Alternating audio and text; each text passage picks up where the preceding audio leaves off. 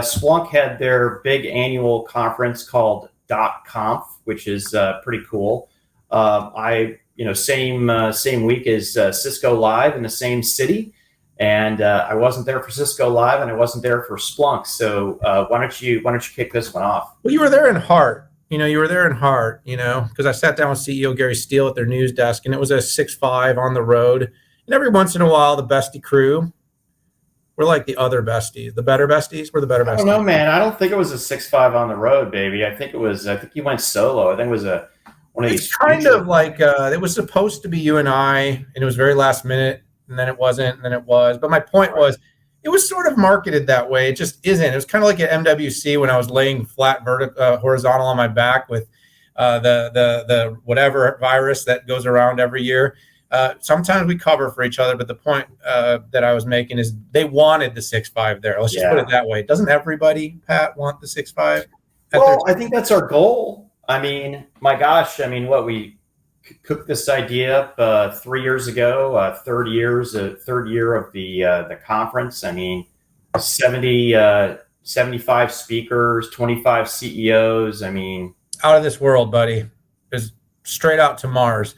But no, the fact is I had a great chance to sit down with their new CEO, Gary Steele, who's really getting acclimated to the role, into the chair. Interesting moment for Splunk.com, because over the last couple of years, Splunk has been in what I would consider to be a major business transformation.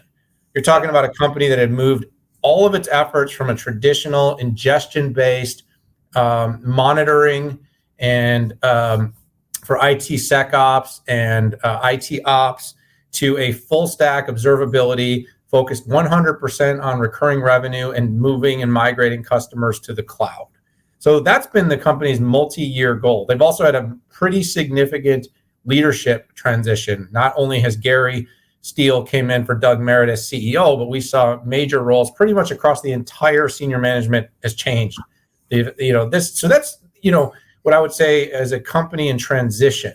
What's interesting, though, is despite a lot of uncertainty, transition, new leadership, and having some decent competition, IBM's investing in observability, acquired Instana. You saw what Cisco is doing around observability. All the public cloud providers are offering varying levels of observability, application performance management. Splunk is actually, and you, by the way, you spoke at a Logic Monitor event. They're doing some interesting things in this space, but somehow Splunk has sort of kept itself as a kind of uniquely best of breed, as seen as for their observability. They have almost the entire Fortune using their products. Their growth of $1 million customers, subscription customers, is growing extremely quickly. And they've been able to keep that reputation. But at the same time, you also saw some vulnerabilities. Like I said, I believe, no one knows for sure, but I believe there was almost a deal to be done, and Splunk was almost taken, into another company during this kind of interesting market time. So at the event itself, though, I guess the reason I kind of point all these external factors out is it wasn't a big announcement event, which is historically what .conf has been. It's been announcements. Yeah. This event was more what I call a reassurance event. It was the opportunity after multi-years of not getting face-to-face with customers to have a heavy-duty dose of in-person interactions with this new leadership team, with this new business model, to reconnect and create confidence in the market that the Splunk strategy is, in fact, going to work. And so having spent some time with Gary Steele, learning about the business, and also having spent time, by the way, he spoke at our 6-5 Summit, I'm starting to see this guy gets it. He comes from a background of working with companies that are in a similar size, taking them public. He's also been in the process of taking companies private. I don't get the sense that that's what Splunk's looking to do here, but obviously everything's on the table if market dynamics get weird enough. In terms of the big focus, though, there was basically one, and that was really this general availability of the Splunk Enterprise 9.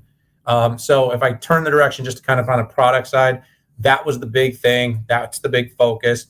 It's the 9.0 release, and it's really getting people to the Splunk platform. And if you don't hear this word platform enough, they, just like every other company on the planet, gets that you don't win business by selling features. You don't win business by selling, software in a vacuum. You have to have an extensible platform, Pat.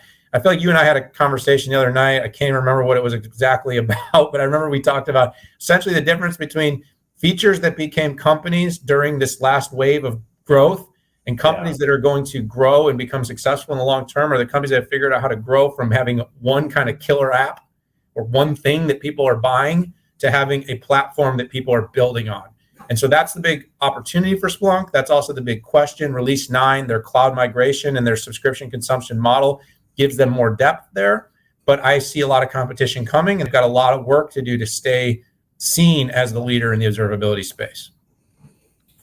Listen, observability is hot, and more hot. And the reason is because the complexity and the bifurcation of every piece of an application is spread all over the place, right?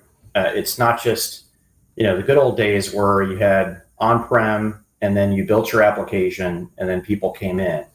And now you have resources, IaaS, PaaS, SaaS, different APIs, multiple APIs. You need to figure out what the heck is going on. Then you've got devices, right? You have multiple devices that are out there. You have smartphones, you have tablets, you have PCs, and you have to be monitoring your infrastructure. So it is a complex world, and I think all I'm doing there is establishing the market case for observability. But listen, there is an incredible amount of competition there, and I do think that that Splunk is at a crossroads where what got them to the game is not necessarily what's going to take them to that next step. CEO Gary Steele, he hasn't been in the chair long enough, I think, for him to bring the tablets off there. But listen, there's a reason he's in that space. And that there was a CEO change. The board was obviously looking for something different. So there is change coming. The conference just wasn't the place to do it. But I mean, you have companies like Logic Monitor. You have New Relic.